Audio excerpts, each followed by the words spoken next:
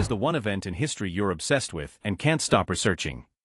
Story 1: The administration of Saddam Hussein in Iraq. Epic show. Of all the psychopathic 20th century dictators, Saddam didn't have nearly the highest body count, but I think he was the most sadistic. His sons were just as evil. Story 2: Joan of Arc, and in general these young saint girls from the Middle Ages who claimed they talked to God. But Joan especially, her story is beyond belief, and we know so much because much of the documentation remained. This 17-year-old peasant girl went to see Charles VII, Dauphin of France, to tell him that God sent her, and that alone seems like a big deal, but isn't plenty of girls claim to be inspired by God? Then the big deal is she told him God sent her not to bless him, but to lead his army to break the siege of Orleans and then drive him to be crowned King of France. This is not fiction or exaggeration, is precisely what happened, and through no small risk or pain for herself, because when at home she insisted with her parents that she needed to go join the army, her father assumed she would end up a camp prostitute, and to avoid the shame, he considered drowning her.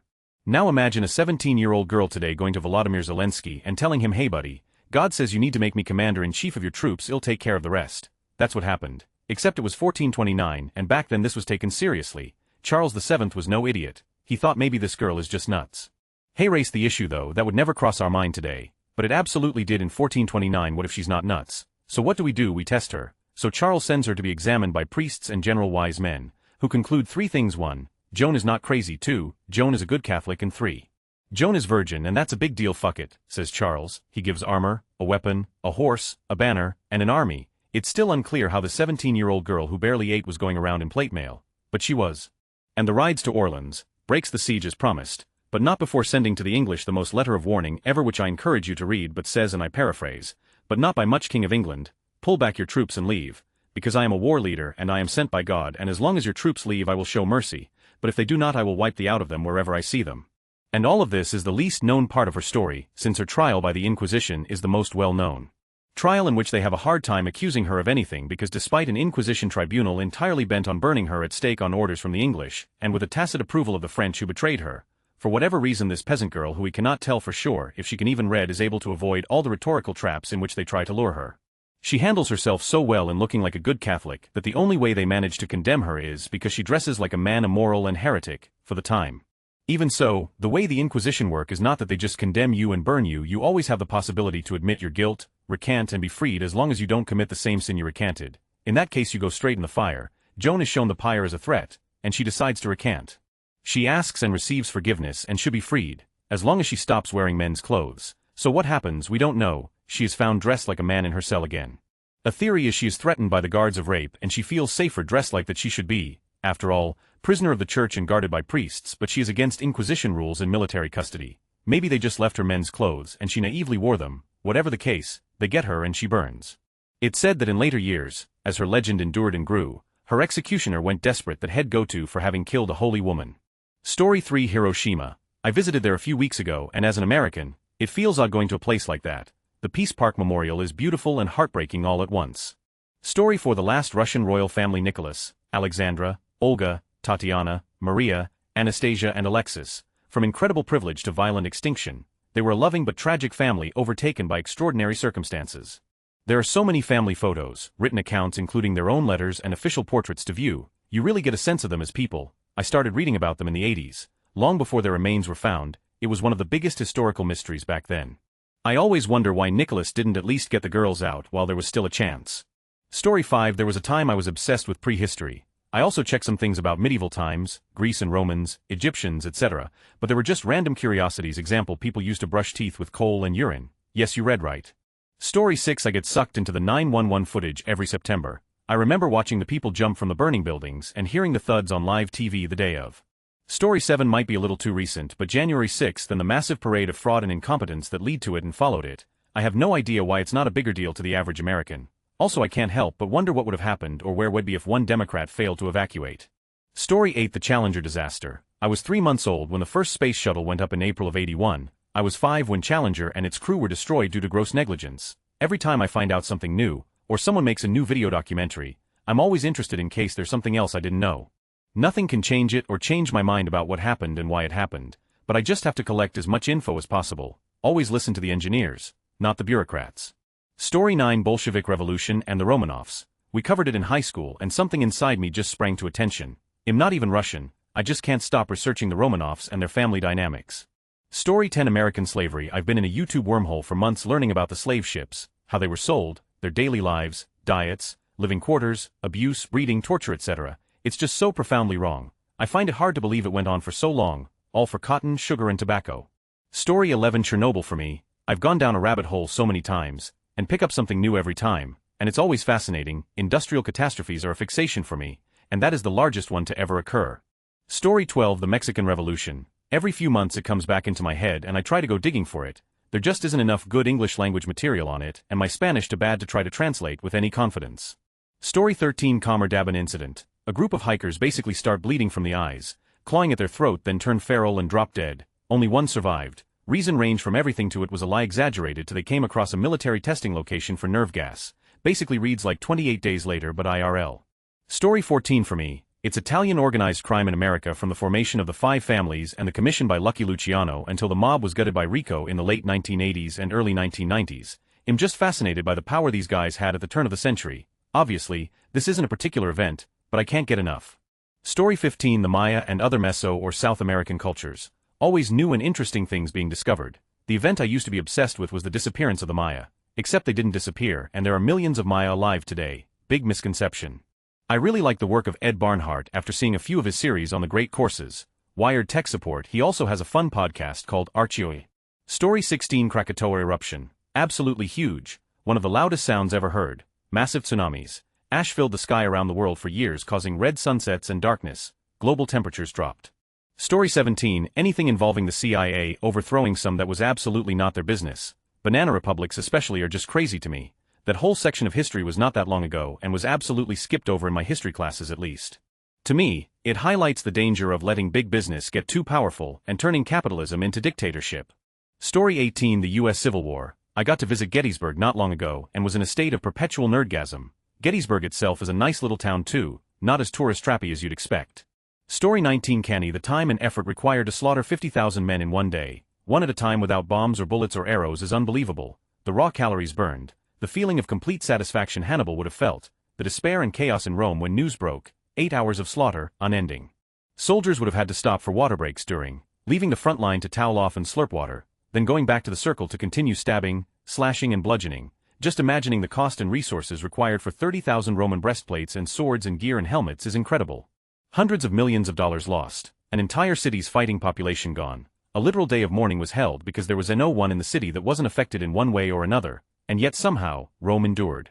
Story 20 Not an event per se, but the Hindenburg and history of airships fascinate me. The difference in comfort between airships and fixed-wing flight was like night-day. If it had been allowed to mature, international travel might have been vastly different. Story 21 The Dark Ages. I know this has been debunked, but that era still feels so eerie and dark to me. It comes right after the fall of the Roman Empire and before modern history. Story 22 911. Literally happened 3 days before I was set to leave for freshman year of college, where I pretty much lived in a bubble for 4 years. After graduation, it seemed like the world was a different place.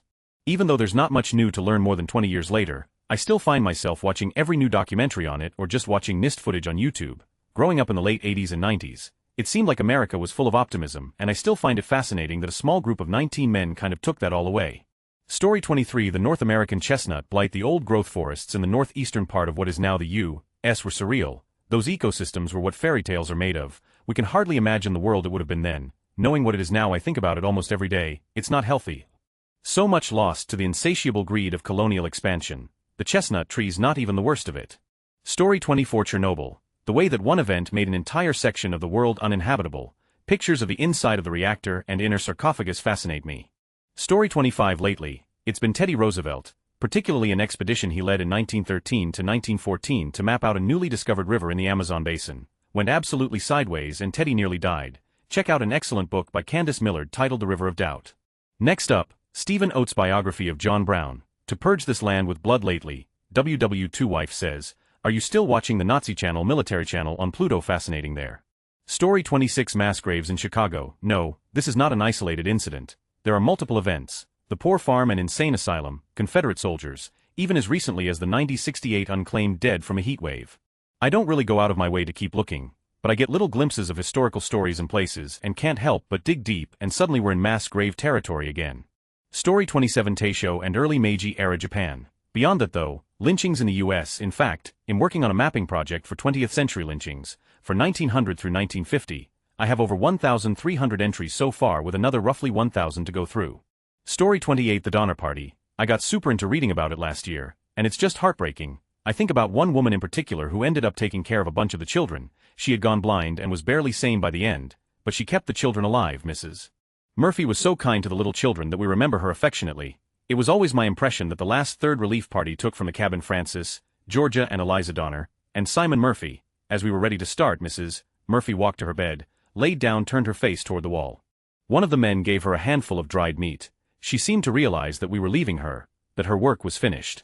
Story 29 The Union Battle of Blair Mountain, West Virginia, the largest labor uprising in American history and the very first of 2 times America openly bombed its own citizens. There's a couple of fantastic documentaries on it, and highly recommend researching it further. Story 30 It's not a single event so much as the entire reign of one king, but Edward II of England is absolutely fascinating. If your only knowledge of him is the wimp and Braveheart not remotely historically accurate, then please do look up the real guy. He butted heads a lot with his father Edward I, a.k.a. Longshanks, not quite the psycho Braveheart depicted, but tyrannical toward his conquests like the Welsh, though the English friggin' loved that dude, though they were both martially talented, and was, for all intents and purposes, extremely modern for medieval royalty. For one thing, he floated the idea of actually granting Scotland independence pre-Battle of Bannockburn, just to see what they'd do with it. He was also as close as a medieval Englishman could get to being openly, which caused its own problems among the Lords Ordainers led by his own cousin Thomas, 2nd Earl Lancaster, because the Plantagenets were one effed up family. Edward, Queen Isabella, and Piers Gaveston depicted in Braveheart as the guy Longshanks tossed out a window absolutely did not happen actually seemed to have a nice little polycule going before the Lords Ordainers destroyed it, which caused a schism, since there were several who were very opposed to executing Gaveston on trumped-up charged. This cleared the way for Hugh Despenser the Younger to become the new favorite, and Hugh, well, I'm pretty sure he's actually who George R.R. Martin based Littlefinger on. He was greatly inspired by the Accursed Kings book series, which ends with Edward II's problems spilling over into France. Hugh ices out Queen Isabella, and this leads to a brutal civil war, and who ends up on top in the end? Why, the Chief Lord Ordainer's little brother who kept his nose relatively clean until he couldn't afford to stay out of London B.S. anymore, and who had a disability torticollis, in the Middle Ages. It's a crime that this hasn't been a movie or TV show yet. Story 31 The Holocaust. In German, me parents immigrated from Germany and am fluent in German, but my family doesn't really talk about the Holocaust, so I research it myself a lot. Story 32 Shipwrecks in general. Started with the Titanic. Now I've watched countless documentaries and read articles and listened to survivor stories from every ship sinking I can find. Lusitania, Britannic, Arctic, Atlantic, Eastland, Costa Concordia, Edmund Fitzgerald, Sea Diamond, and so many more. Story 33 The growth and subsequent fall of the Roman Empire. Their legacy still lives on millennia later with our judicial systems, political systems, educational systems, etc. Story 34 This question makes me think of A Midwife's Tale. It's a diary of a midwife in New England in the end of 1700s, early 1800s. It was dismissed as a nothing journal until Laurel Thatcher Ulrich got a hold of it. It's a goldmine of knowledge of the daily life of an ordinary midwife. That whole era and what she wrote about her community is extraordinary. The whole book Ulrich compiled detailing this journal is beautiful. My respect and understanding of the trials and joys those that came before me grew so much from this book. Story 35 Han van Meegeren forging Vermeers and having them validated by the highest level of the Dutch art world. He would have probably gotten away with it had one of them not ended up being bought by Hermann Göring, the commander of the Luftwaffe. There are some really great books about it, and I've read them all. It's just fascinating. Errol Morris did a great series in the New York Times about it. Guy Pearce starred as Van Meegeren in a film about it called The Last Vermeer. Not a great film, but covers the broad strokes. Story 36 I have two. Although it says one rape of Nanking, I had never heard of it until 5 years ago. The Japanese still don't recognize it as an historical fact. King Leopold and the Congo. Immediately checked out King Leopold's ghost after seeing a picture of a Congolese man sitting on a deck looking at the chopped off hands and feet of his child, because he didn't meet the required rubber harvest quota of the day. Story 37 If prehistory counts, that one time a mass extinction even worse than the Cretaceous asteroid happened, killing off 9/10 of all species. But then in the aftermath the proto-mammal Lystrosaurus basically took over the world to such an extent that 95 of all land vertebrates were nothing but Lystrosaurus for a couple million years. Story 38 The Bronze Age collapse. Around 1200 BC, every sophisticated culture around the Mediterranean fell apart. The Greeks, the Hittites, the Phoenicians, the Egyptians, everyone, they were either completely wiped out or decimated to the point where it would take centuries to recover. No one knows exactly what happened, but there are vague references to sea people and famines and droughts. The Iliad and the Exodus may both be a twisted race memory of this event. Story 39 McCarthyism, Hooverism, the Second Red Scare, whatever you want to call it, it isn't acknowledged enough in our history for the impact it has had on our culture. Story 40 The Nixon administration. Amazing how such cold, cerebral and vindictive person with little charisma could get elected twice after losing twice in disgrace and have such extremes in terms of achievements and self-inflicted wounds. Story 41: The persecution and extermination of Native Americans, and the annexation of their lands by the U.S. government, probably the most shameful chapter of U.S. history, and most people don't even know about it. Story 42: The Punic Wars. I'm dying for a 3-season series about them. The drama, the stakes, it reads like a novel for real. It was basically an ancient world war that determined which regional superpower would rule the Mediterranean. It's a fascinating chapter of history that doesn't get as much screen time as it deserves. Story 43: It's probably not accurate to say I'm obsessed about it, because I haven't even read the origin book, much less done any research on my own. But I regularly think about Julian Jaynes' theory of the bicameral mentality from the wiki page. Bicameral mentality is a hypothesis introduced by Julian Jaynes, who argued human ancestors as late as the ancient Greeks did not consider emotions and desires as stemming from their own minds, but as the consequences of actions of gods external to themselves. The theory posits that the human mind once operated in a state in which cognitive functions were divided between one part of the brain that appears to be speaking and a second part that listens and obeys. A bicameral mind, and that the breakdown of this division gave rise to consciousness in humans. The term was coined by Jaynes, who presented the idea in his 1976 book The Origin of Consciousness in the Breakdown of the Bicameral Mind, wherein he makes the case that a bicameral mentality was the normal and ubiquitous state of the human mind as recently as 3,000 years ago. At the end of the Mediterranean Bronze Age, this idea intrigues me for several reasons. These are largely my own thoughts and connections, and certainly not the result of an orderly and educated understanding of Jaynes. Hypothesis 1. If at all true, it represents a measurable development of intrinsic human behavior capability, with a rough point in time end of the Mediterranean Bronze Age. 1. This really is the one idea I come back to, that there are two identifiable modes for sapiens people like you and me, one with a modern consciousness, and one without. 2. In fact, the potential point of this changeover corresponds to the end of prehistory and the start of the ancient history. 1. In other words, the change from the age of heroes, when the stories of the Christian Bible, the Odyssey, the Iliad, etc., were said to occur, to the classical age again, Eurocentrically speaking, which was when they were finally written down, or at least strongly attested to. 2. Think stories like Job about to kill his son because God said so, the Trojan horse brought into Troy to acknowledge the superior army, Cyclops yelling at his friends that no one has blinded him, Immaculate Conception and divine swans and bulls impregnating nymphs, Pythia at Delphi giving instructions for the conduct of war and government. 3. It suggests that the ability to tell stories may have fostered the more general ability to maintain an inner narrative. 1. And why it's not that odd that not every has an inner narrative, it's still a new feature, and individual modern humans can function just fine without it too, may be similarly linked to the ability to construct mental images. That may be a stretch, for not only is it a new feature, it might be a fragile one. The theory suggests that the human mind's ability to hallucinate auditory and visual may be indicative of how close our minds can be to reverting back to the previous state. 1. Hallucinogenic drug use, schizophrenia, DID, etc., may all present as some kind of partial reversion. 5. People with various forms of brain damage have demonstrated how the various portions of our brain seem to operate in parallel, providing feedback to each other, creating an emergent personality. 1. Prefrontal lobe damage, i.e. Phineas Gage, split brain patients, and blind sight patients all demonstrate how complex and resilient our brains are, but also how simple the motivations for our behaviors can be. It should be noted that this hypothesis is not thought to be provable, but nor has anyone disproven it.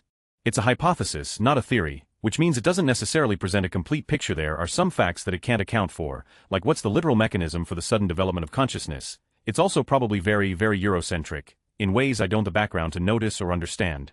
It occurs to me that this is the closest I've ever come to posting an insane theory on the internet. Edit to fix format Titanic and 911. Story 44: The Culper Ring, American Revolutionary spy ring made up mostly of a cabbage farmer, a tavern wife, and a former slave in Setauket, Long Island. They traded intel from their British-occupied hamlet to Benjamin Talmadge U.S. Dragoons and Caleb Brewster. Others served in the ring, but these are the most famous. I can't quit Tudor history either. Story 45: I've always been interested in American Indian Native American history, from when I learned the insane figures of just how many peoples and entire tribes and cultures were wiped out by colonization. It's also interesting to learn about the history of the land we live on.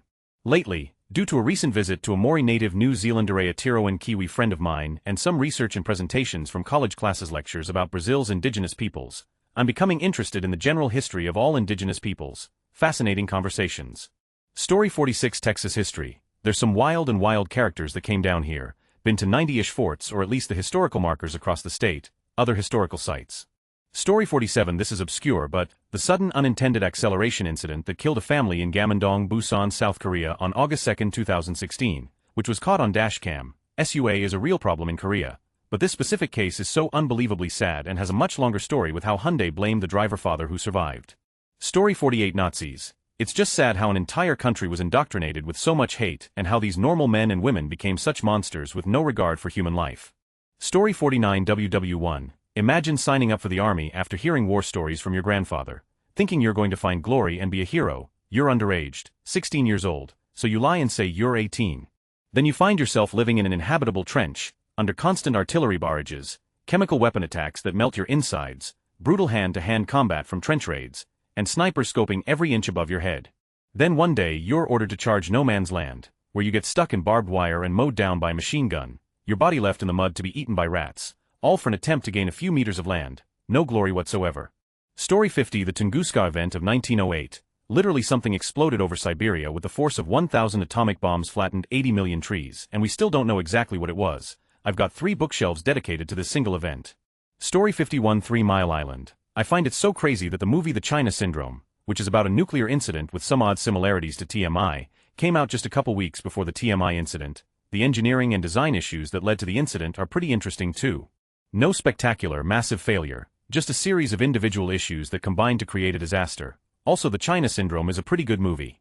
Story 52 The Life of Gaius Octavius Emperor Augustus. Ironic, he is the one guy everyone thought was going to die at a young age, only for him to live until the age of 75. His whole life sounds like a hero's journey. Story 53 Yeah, gimme those special interests. Mine is in history, so I don't have a real contribution here. I just came to this thread to see what the other artists are up to. Afghanistan from the Soviet invasion to the Taliban takeover. I always saw a bunch of people spouting facts about it on Reddit, only to learn that it was all bullshit. It's a really interesting topic, and more importantly, it made me realize I should never trust popular Reddit opinions. Story 54 The information collapse in 2026 and the ensuing chaos, with its various warring factions. I keep revisiting the period because it makes no sense yet seems totally unavoidable, just as if a critical mass was reached in the late information age. It's a shame what happened, but humans repeated these cycles every 100 years or so. Sadly, this one was their last. Story 55 Cortez bringing down Tenochtitlan. Just a few hundred Spaniards with cannons and horses walk from Veracruz to Mexico City, which was Venice-like city on a lake, and make local allies against Montezuma and bring down the empire. Montezuma thought they were gods, smallpox, volcanoes, prophecy, slaves, religion, riches. This story has everything. Story 56 I floated around. Right now it's the American Civil War I'm deep diving into. I've also been deep into Vietnam and WW2 and the Cold War. Basically I saw its 20th century Europe and the ACW. I've been like this my whole life. A few months ago my mom found something from kindergarten, maybe first grade, where classmates write something about one another. I think they all mentioned I was the history guy. Then 23 years later I find out I'm autistic. Story 57 In Anatolia, Turkey, the oldest city in the world, dating to 12,000 BCE, Göbekli Tepe and Karahan Tepe. It's so early they don't have hallways. It's a series of rooms, large and small, and it's theorized that when someone died, they would fill in the rooms and just build on top. We've only excavated a fraction of Karahan Tepe, and there could be thousands of these rooms and layers filled in beneath. Story 58 I'm really interested in the fall of the Roman Republic. It was a time when Rome went from being a democracy to an empire because of power struggles, wars, and political problems. The stories of leaders like Julius Caesar make it feel like a real-life drama. Story 59 Mexican history, specifically when courts invaded Tenochtitlan. I truly think that city was one of kind, paved with gold and aqueducts like rivers serving as transportation. It's regarded as the Venice of Mesoamerica, and what follows isn't any better. Revolution after revolution, civil war and class wars. Mexico since has always had violent internal conflict and stands pretty strong today. Story 60 The Chilean saltpeter cycle was wild. Wars were fought. Chile shortly became one of the strongest navies in the world. We had civil wars between the president and the parliament. Workers' massacres were swept under the rug. If you want a novel set in that period, I would highly recommend Holy Mary of the Black Flowers by Hernán Rivera Letelier. Not sure if there is an English edition, but it is a great read. Story 61 It's not necessarily a single event, but I'm fascinated by orphan source incidents. A scavenger finds a tube of glowing blue dust in an abandoned hospital, shows it to the kids, maybe sells it to his friends as a curiosity. Pretty soon everyone has radiation poisoning. Story 62 I've been obsessed with Bastille Day since 7th grade. In 2 days, I'll officially be a college senior. What it is, it's just so intriguing to me. Story 63 The death of King Harold of England at the Battle of Hastings in 1066. That single death changed the entire future of humanity and Earth in the most strange and horrible ways. It just boggles the mind. Perfect example is the most obvious one. England as we even remotely know it, could not exist. Try to imagine the Earth if the British Empire never ever even got started, let alone the superpower. More is that most of Europe would be Muslim. The Americas would not get Veen rediscovered for another 300 or 400 more years. Look up the reach and extent of the Normans after his death and William's success. Story 64 did some research on the history of snowmen after I learned that the earliest recorded piece regarding snowmen was from 1380, and I absolutely love that it's something that has continued and evolved with time. It's such a cool little piece of history that you don't think too much about, but has brought so much joy to people for hundreds of years. Before the 1950s, snowmen were more often on the elaborate side, created by artists as art for art's sake, but also used for things like protesting, like the miracle of 1511. The man who sculpted Abraham Lincoln's tomb created a stunning snow and ice statue in 1857 that became very famous. Art supplies have always been very difficult for many people to acquire through history, and artists used whatever they could to create their art, and snow was something that was easily accessible for many, so it was its own special medium for awesome sculptures that people had access to, regardless of income or status. It wasn't until the 1940s that snowmen became an activity that children took part in, and we have Ruth Herman's book Snowy the Traveling Snowman to thank for what the Western world now recognizes as a snowman. Snow sculptures obviously didn't last, and people often put so much work and time into them regardless, and I feel like that is such a wonderful and human thing, the urge to create something special, even if it won't last long. Story 65911. I was 12 in 2001 and had lived quite a happy internet-less life growing up through the 1990s, so seeing 911 unfold live on TV woke my brain up to the sheer possibility of the horrors that can happen in this world. A few hours that changed the world forever, and it's never been the same since. It's ingrained in my brain and will be forever.